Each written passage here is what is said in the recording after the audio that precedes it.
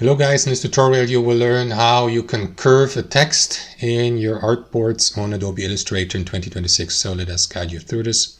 Start by navigating to your artboard or document on Illustrator. Next, navigate to the text tool here on the left hand side. Position your text box by drawing a box like this. Enter your text. So let me go with this example text here. Let me also resize it so that we may see how it looks. So what you want to do next, guys, is convert the text into a path.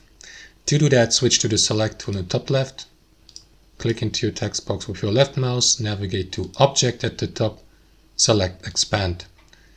Make sure that under Expand, Object and Fill are selected, confirm by clicking into OK, and now your text box is a path or has been converted. Let me resize it again a bit.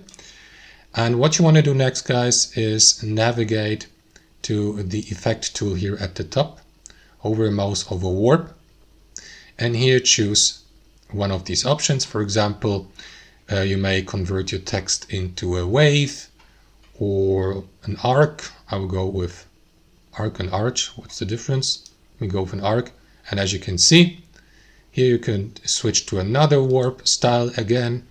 And you will see also that small icon here. So now we know what the difference between an arch and an arc is. And here you may adjust the curving intensity by moving a slider to the right or to the left. And you will see the effect in the background. So let me move that window slightly here to that area. And yeah, if you'd like to make or apply only a slight curving like this, move the slider close to the middle here. Then you may adjust the distortion for horizontal and vertical, and so on and so forth. Enable the preview if you like, click into OK to confirm that. And now, as you can see, your text has been curved.